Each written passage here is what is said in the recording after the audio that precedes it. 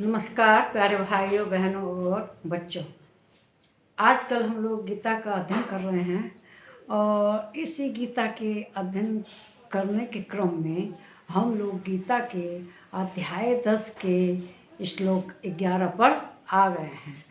तो श्री कृष्ण भगवान अर्जुन को एक तरह से हर चीज़ घुमा फिरा कर उनका यही अर्थ है कि तुम युद्ध करो। और जो अर्जुन की हथियार डाल चुका है युद्ध के मैदान में और जाके अपने रथ के पीछे बैठ गया और कहने लगा कि अब मैं युद्ध नहीं कर सकता, मैं युद्ध नहीं करूँगा क्योंकि सब मेरे अपने लोग हैं।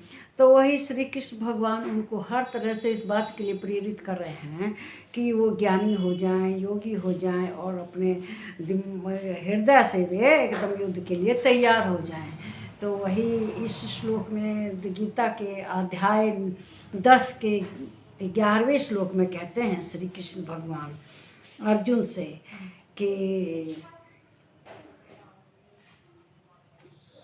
तेषामेवानुकम्पार्थ सहसं ज्ञानजं तमः नास्याम्यात्म भावस्थो ज्ञानदीपेन भास्वता। हे अर्जुन, उनके ऊपर अनुग्रह करने के लिए उनके अंतःकरण में स्थित हुआ मैं स्वयं ही उनके अज्ञान जनित अंधकार को प्रकाश में तत्व ज्ञान रूप दीप के द्वारा नष्ट कर देता हूँ। किनका कर देते हैं? जो श्री कृष्ण भगवान के भक्त होते हैं। तो देखिए, आदमी को किसी चीज़ का ज्ञान तभी मिलता है जब वह जान ले कि हाँ मुझे नहीं आता, और वह उस ज्ञान के लिए दूसरे के पास जाता है कि उसको ज्ञान मिल जाए। क्योंकि अज्ञान रहेगा तभी ना आदमी ज्ञान के लिए पास जाएगा। वही कुंती कहती है उनसे, जब महाभारत बीत गया और वे कहने लगे कि बताइए, अब कृष्ण जी द्वारिका जाने लगे, वहाँ से कहने लगे कि सब अपने अनुसार मेरे से वर मांगो। तो सब ने अपने अपने अनुसार वर मांगे, लेकिन कुंती ने उन्होंने कहा हे बुआ आप भी मांगे। तो कुंती ने कहा कि हे कृष्ण, तुम मुझे यह आशीर्वाद दो कि मेरे ऊपर हमेशा विपत्ति आती रहे। तो कहने लगे बुआ ये कैसा वरदान मांग लिया आपने, ऐसा वरदान मांगा जाता है। तो उन्होंने कहा कि देखो, सुख में तो कोई याद नहीं करता, लेकिन जब विपत्ति आती है तो ज़रूर याद करते हैं। विपत्ति आने से तुम्हारा स्मरण होता रहेगा, तुम्हें याद करते रहेंगे। लेकिन ये तो बात सही, विपत्ति में भगवान को सब याद करते हैं, लेकिन भगवान अज्ञान को नष्ट करते हैं।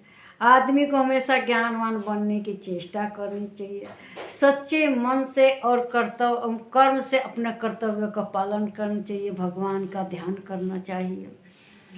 तो उसका मनुष्य का जो भगवान में लगाव है, भगवान से जो ज्ञान लेता है, चाहे कर्म करता है भगवान के प्रति, उसके वे सब व्यर्थ नहीं जाते।